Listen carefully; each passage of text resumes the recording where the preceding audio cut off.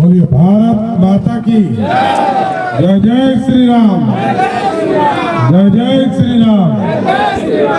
आज रमनकाबाद पूर्वी गांव खैरा में आने का मौका मिला।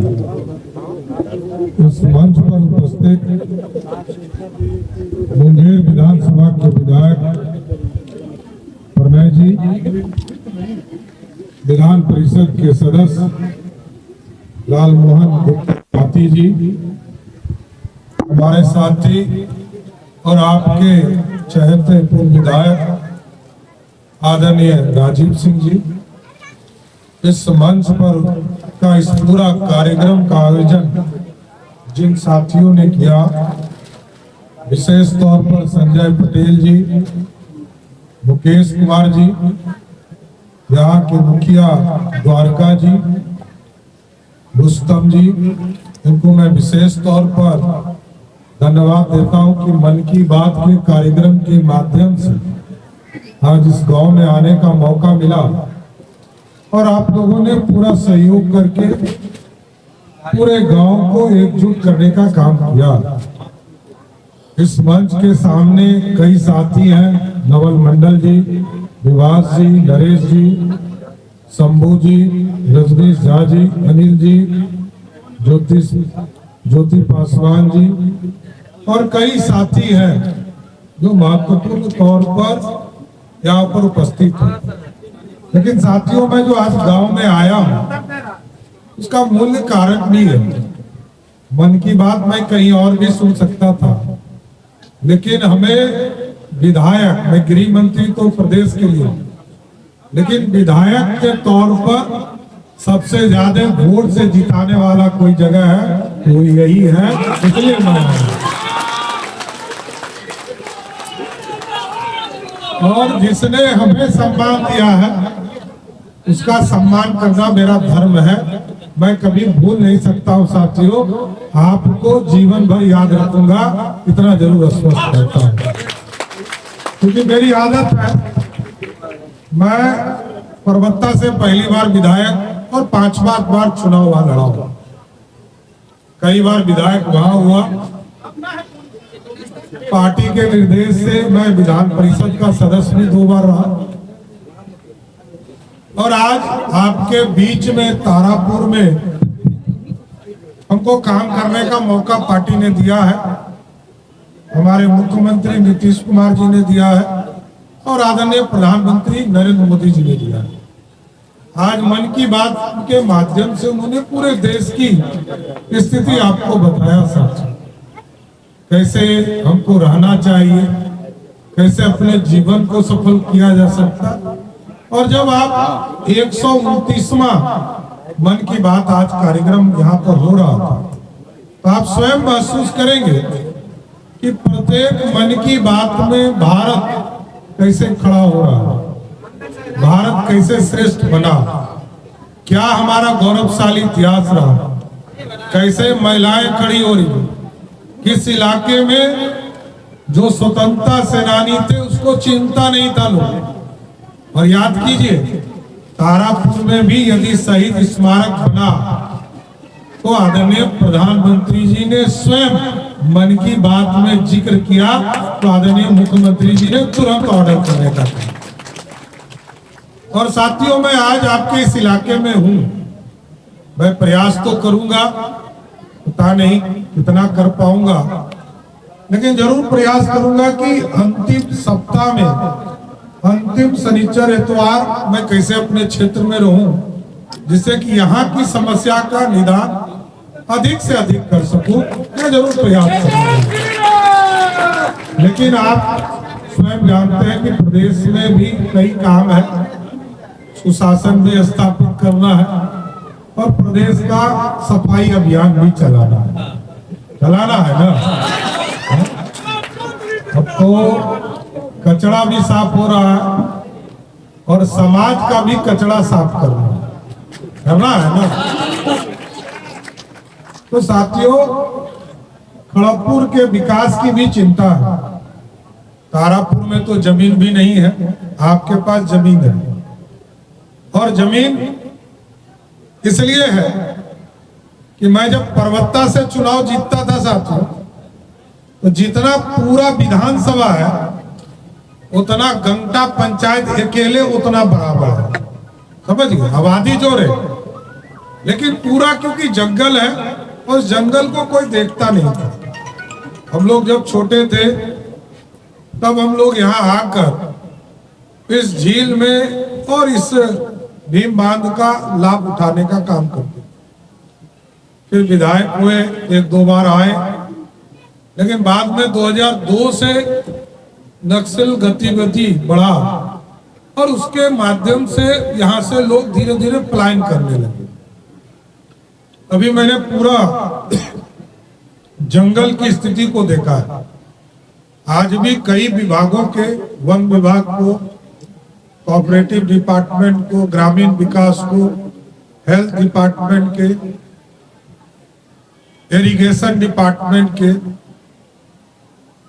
उसके बाद पर्यटन के कई सेक्रेटरीज यहाँ आ रहे हैं और सबको एक ही काम दिया जा रहा है कि पूरा ये जो खड़गपुर मुंगेर जंगल है इसको किस तरह दुनिया के मार्केट के लिए खड़ा करना है, ये व्यवस्था करें। लोग यहाँ आए, यहाँ आएंगे हमको रोजगार मिलेगा, यहाँ लोग घूमेंगे हमको रोजगार मिलेगा, यहाँ की चीजों को दुनिया के मानचित्र में लाना। अभी हम लोगों ने प्लान किया, लगभग 54 किलोमीटर जंगल के अंदर ट्रैक बनाएंगे, कई कॉटेज बनाएंगे, कई चीजों की व्यवस्था की जाएगी। और बनतारा का नाम आप लोगों ने सुना होगा, रिलायंस के लोगों ने लगभग 5,000 करोड़ रुपया लगाया है साथी। अभी हमारे पास लोगों ने कहा कि लगभग 180 करोड़ रुपया का पूरा प्रोजेक्ट बना के लाए। मैंने कहा इससे काम नहीं चलेगा, हम दुनिया के लोगों को इससे जोड़ेंगे और पीपीपी मोड पर लगभग 500 करोड़ रुपया सिर्फ जंगल के अंदर पूरी व्यवस्था खड़ा करने में लगाएंगे, जिससे कि ये दुनिया के मार्केट में खड़ा हो सके। हॉस्पिटल उद्घाटन हो गया था, लोगों ने कहा कि उद्घाटन हो गया, चालू है। कई साथी हमारे द्वारका जी वगैरह कभी कभी फोन करके बताते हैं, लेकिन आज इसी के लिए मैंने कहा यहाँ डॉक्टर भी दीजिए, हॉस्पिटल भी चालू कीजिए और इसी तरह मैं लगातार कहीं ना कहीं आऊंगा, उसकी व्यवस्था को और टाइट करने का काम करूंगा। एक इस इलाके की चिंता रही है कि जंगल में सड़क नहीं है और जंगल में सिंगल लेन होने से लोगों को बहुत कठिनाई झेलनी पड़ती है। अभी एनओसी हम लोगों ने वन विभाग से करा दिया है, अभी 7 मीटर हम बनाएंगे, मतलब डबल लेन ट्रिपल लेन बनाएंगे, लेकिन बरियारपुर से जमुई के सड़क को भी 2 लेन से बढ़ाकर 4 लेन करने का काम करेंगे साथ में। ये पूरी व्यवस्था खड़ा करना है। और झील सिंगवानी और खड़गपुर झील, पहले खड़गपुर झील में पानी डालना था, तो मैंने जानबूझकर कई साथी हमारे नरेश जी, विवास जी, विधायक जी, राजीव जी, कई लोगों ने चर्चा किया, यदि ऊपर पानी नहीं गिरेगा तो हमारे खेतों तक पानी नहीं पहुंचे। हम लगभग कई 100 करोड़ रुपया खर्चा करके इस पूरी व्यवस्था को खड़ा कर रहे हैं, तो हमको दोनों पार्ट में पानी चाहिए। तो इस पूरी व्यवस्था को खड़ा करने के मैंने इसमें 2 तरह के रास्ते बताए। एक है कि पानी तो हम गंगा जी से ला रहे हैं और गंगा जी से पानी लाकर आपके डैम में दोनों जगह पर उपलब्ध कराएंगे, लेकिन इसके बाद इसकी एक व्यवस्था और खड़ा कर रहे हैं। अभी जो बिजली आपको हम देते हैं तो 6:30 बजे शाम से लेकर 10:30 बजे रात तक हम सरकार खरीदती है, लगभग 13.5 रुपया रेट से हम बिजली खरीदते हैं। हम यहाँ पर पंप पावर स्टोरेज सिस्टम भी लगाएंगे इसके बाद, जिसमें इस इलाके के लगभग पूरे प्रदेश में जो भी लोग काम करना चाहेंगे, जो टेक्निकल होंगे, वो तो 10,000 से अधिक लोग रोजगार करेंगे। लेकिन पंप पावर स्टोरेज सिस्टम चालू होगा तो इस इलाके के भी हजारों लड़कों को, नौजवानों को उसमें नौकरी देने का काम किया जाएगा। जिससे कि बिजली भी, जो बिजली 13.5 रुपया में हम खरीदते हैं, उसको जब पावर स्टोरेज सिस्टम चालू हो जाएगा तो हमारा मात्र 4 रुपये में हमको बिजली मिलना शुरू हो जाएगा। तो सरकार को भी फायदा है। और पानी का शॉर्टेज 10% है। यदि 1 लीटर पानी उसमें होगा, उसका मात्र 10वां भाग पानी सूखेगा और 90% पानी आपके खेतों में जाएगा। इसलिए साथियों, इस पर कोई चिंता नहीं करना। ये पूरा इलाका जिस दिन समृद्ध होगा तभी तो हम आगे बढ़ पाएंगे।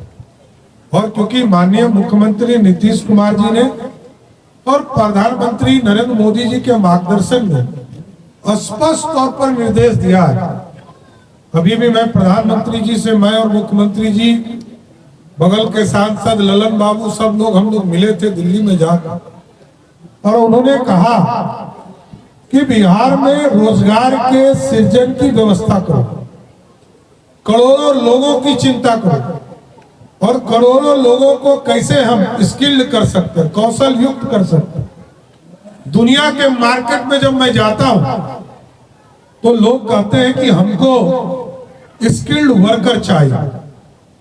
हमने ये पूरी व्यवस्था शुरू करने का काम शुरू किया है और कई विभागों को बुलाकर हम लोगों ने कहा कि आप सभी लोग स्किल्ड की पूरी व्यवस्था कीजिए। हमारी जो बहनें हैं नर्सिंग की ट्रेनिंग करना चाहती, उनको ट्रेनिंग कराइए। कोई कारपेंटर बनना चाहता है, उनको कारपेंटर बनाइए। और कोई यदि आईटी से जुड़ना चाहता है, उसको आईटी से जोड़िए। क्योंकि दुनिया में सेमीकंडक्टर दुनिया का सबसे पावरफुल आज के तारीख में आईटी सेक्टर है, जहां सबसे ज्यादा रोजगार हम देने का काम कर पाएंगे। इसलिए साथियों, इस इलाके का विकास और आपकी समृद्धि यही सबसे महत्वपूर्ण है। मैं विधायक हो सकता है कम उपलब्ध हो पाऊं विधायक के तौर पर, लेकिन आपके सारे बड़े काम करना मेरा धर्म है। व्यक्तिगत काम हो सकता है कि नहीं कर पाऊं, लेकिन आपके सारे बड़े काम को करने का काम जरूर करूंगा, इतना जरूर आश्वस्त करता हूं। और इस इलाके में जो अभी रमनकाबाद पूर्वी के साथियों ने कहा कि यहाँ के बेसिक स्कूल को बनाना है, यही है। तो बेसिक स्कूल को हम आपको पूर्ण रूप से, हमने अभी जिलाधिकारी को कहा है, इसका एक रिकमेंडेशन यहाँ से कर दे। तो तुरंत राजीव जी ने कहा केटिया बम्बर ससुराल है, इसलिए विशेष ध्यान दिया। तो 2 वहां भी है, लेकिन ऐसे मेरा खुद का मानना है, स्कूल तो ज्ञान के लिए है और ज्ञान अर्जन के लिए। एक बार जीवन में ज्ञान आ गया तो प्रकाश ही प्रकाश रहे। इसलिए जो भी स्कूल छूटे हैं, एकदम इस स्कूल को भी एक भव्य स्कूल के रूप में स्थापित करने का काम करूंगा, इतना जरूर स्पष्ट करता है। और जो दूसरा वित्त रहित का मामला है, उसको भी मैं दिखवाता हूं, नहीं हो और कोई व्यवस्था करके, क्योंकि वित्त रहित को तो पूरे प्रदेश में हिस्सेदारी हम बराबर देते हैं, लेकिन उसकी कोई अलग से चिंता करके मैं सामंजस्य कराने का प्रयास करूंगा। लेकिन जरूर आश्वस्त करूंगा, विधायक की हैसियत से लंबा समय काम करने का मौका हमको मिला है, लेकिन राज्य के काम को देखते हुए भी मैं आपके लगातार काम को आगे बढ़ाऊंगा। और इस जंगल तो अब नक्सल मुक्त हो चुका है, नक्सली अब कुछ है ही नहीं। अब इसको पूरा हब बनाने का समय है, इसमें सहयोग भी कीजिए। और कई चीज इस इलाके के बचे हुए हैं। मैं जो पैसा 2014-15 में खड़गपुर को बाजार को दिया, वो आज तक खर्चा हो रहा है। अब सोचिए कितना साल लग जाता है। तो इसको भी चिंता हमको करनी पड़ेगी। जिलाधिकारी यहाँ पर है, इसकी चिंता करेंगे। आज कुछ नक्सली लोग सरेंडर करेंगे, डीजीपी आ रहे हैं, हेडक्वार्टर के डीजी साहब आ रहे हैं, कुंदन कृष्णन जी, सब लोग यहाँ मॉनिटरिंग करेंगे। और ये पूरा इलाका, अभी हमने कहा है, भारत सरकार ने आग्रह किया है कि एकलव्य स्कूल, ये जो भीम बांध का इलाका है, यहाँ हमारे आदिवासी समाज के लोग रहते हैं, उनको मुख्य धारा में लाने का काम किया जाए। उनके बच्चों के लिए भी अलग से एक भव्य स्कूल बनाने का काम किया जाएगा, जिसमें 50% आदिवासी समाज के लोग पढ़ेंगे और 50% हमारे जो समान वर्ग के लोग हैं, पिछड़ा हो, अति पिछड़ा हो, दलित हो, ये तमाम लोग उसमें पढ़ाई कर पाएंगे। इसलिए रामानकाबाद को मैं फिर से धन्यवाद देता हूं कि आपने सबसे ज्यादा वोट से जिताने का काम किया है, इसके लिए मैं विशेष तौर पर बधाई देता हूं। लेकिन और जो रोड बचा है, मैं तो पहले चाहता था रोड ही आपका पहले क्लियर, और स्वाभाविक है खड़गपुर सामने है और इतना घूम के आपको आना पड़ता है। तो डीएम साहब हैं यहाँ पर, अभी एसडीएम साहब को कल भेज के इसमें जो भी जमीन अधिग्रहण का काम करना हो इसको कीजिए। अधिग्रहण करके इस गांव को मुख्य सड़क से शॉर्ट रास्ता से जोड़ने का काम करना है, इतना जरूर स्पष्ट करते हैं, इसको भी करेंगे। इसलिए मन की बात और आपके बीच में आने का मौका मिला, और सरकार की कई योजना चल रही है सर। अभी आपने देखा होगा कि वृद्धा पेंशन, मैं जरूर अपने तमाम पदाधिकारी से कहूंगा कि वृद्धा पेंशन लगातार बढ़ाना है, रोकना नहीं है। जितने लोग 60 वर्ष से अधिक के लोग आवेदन कर रहे हैं, जिनका भी आधार कार्ड में 60 वर्ष पूरा हो गया, उन तमाम लोगों को पेंशन देना है। और जो विकलांग का सर्टिफिकेट जिन लोगों के पास है, उन दिव्यांग जनों को तुरंत पेंशन देना है। विधवा बहन को भी उसी तर्ज पर, जो बहन हमारी विधवा हो गई उसको भी तुरंत इसकी व्यवस्था करा कर। बिजली 125 यूनिट मिल रहा है ना, मिला ही चाहिए ना, कितना बिजली बिल आवे, केकरा आवे छो बिजली बिल, एको को नहीं आ रहा। देखिए यही है मोदी और नीतीश की जोड़ी की ताकत। और महिला लोग में कितना लोग बच गई हैं जिनको पैसा नहीं मिला है? इसका किसको नहीं मिला है बताइए तो? अभी तो चारे को हाथ उठे हुए हैं। लेकिन जो लोग भी, फिर मैं कहता हूं, जिन लोगों का भी, जिनको पैसा नहीं मिला है, वो तुरंत इसको जोड़िए, आवेदन दीजिए। आप आवेदन दीजिएगा, 15 दिनों के अंदर उनके खाते में पैसा होगा, इतना जरूर स्पष्ट करना चाहता हूं। इसलिए तमाम लोगों को मैं धन्यवाद देता हूं कि आपने सरकार बनाने में ताकत दिया। और पूरे बिहार में हम लोग भी सोचते थे कि 160 सीट आएगा, 170 सीट आएगा, लेकिन बिहार की जनता ने 202 सीट देकर बिहार में थम्पिंग मेजॉरिटी देने का काम किया। ये मोदी जी और नीतीश जी का आशीर्वाद है सब, और लगातार आगे बढ़ाना है। कई चीजें इस इलाके में हो रहा, अभी आप देखिएगा, मुंगेर से लेकर भागलपुर, हम लोग बॉम्बे जाते थे मैरिन ड्राइव देखने, फिर नीतीश जी ने पटना में बना दिया मैरिन ड्राइव। अब हम मुंगेर से भागलपुर तक मैरिन ड्राइव बना रहे हैं। यहाँ से निकलिएगा और बरियारपुर पहुंचिएगा, आपको मैरिन ड्राइव दिखने लगेगा।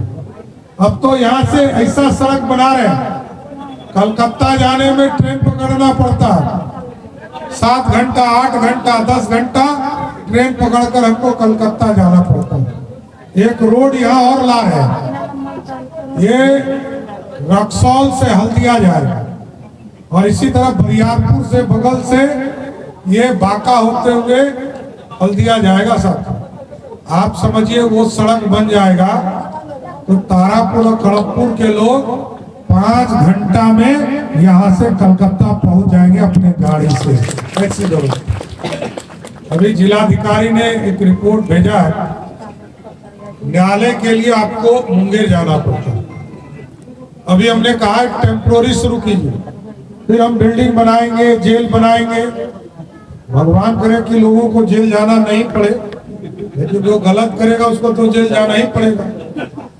तो कई चीजों के लिए यहाँ न्यायालय की व्यवस्था यहाँ तारापुर एक ही दिन चालू है, ये ध्यान रखिए। तो लोग कहता है उधर चालू है इधर नहीं होगा। अभी हमने कहा है कि दोनों जगह एक ही दिन खड़गपुर और तारापुर दोनों जगह पर न्यायालय चालू करेंगे, जिससे कि इस पूरे इलाके को मुंगेर यहाँ से जो जाना पड़ता है, लोगों को दूरी देखना पड़ता है, वो पूरी व्यवस्था आपके बीच में हो। और हमको जो काम नीतीश कुमार जी ने दिया है, आदरणीय प्रधानमंत्री जी ने दिया है, वो है सुशासन करने का और सुशासन व्यवस्था करने का।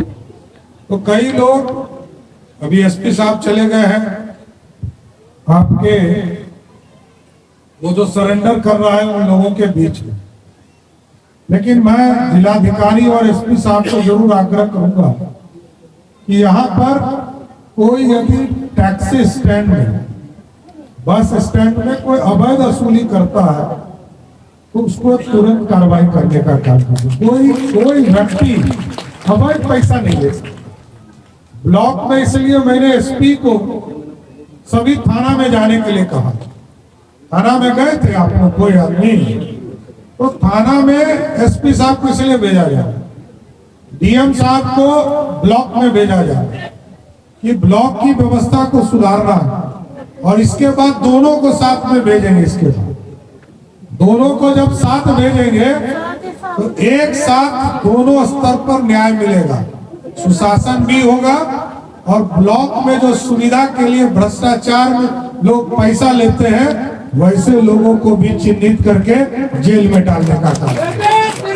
इसलिए पूरी व्यवस्था लगातार किया जा रहा है। सरकार आपके लिए है, आपने वोट देकर सरकार बनाया है। तो मैं जरूर आश्वस्त करता हूं कि आपके सारे चीजों की चिंता हम लोग करेंगे, लेकिन आपको संयम रखना है। रसीद कटाने के चक्कर में पहले मत पहुंच जाइए बीडीओ और सीओ के। आपको 45 दिन का समय, एकदम 45 दिन इंतजार कीजिए, पहले मत जाइए। पहले जाते हैं तो कर्मचारी अपना धंधा शुरू कर देता है, वो सब चक्कर में नहीं पड़ेगा। नीतीश कुमार जी ने कानून बनाया कि ये आवेदन आप डालेंगे और इतने दिनों में आपकी व्यवस्था हो जाएगी, आपको सर्टिफिकेट देगा, और नहीं देगा तो उसके ऊपर के पदाधिकारी तुरंत कार्रवाई करें।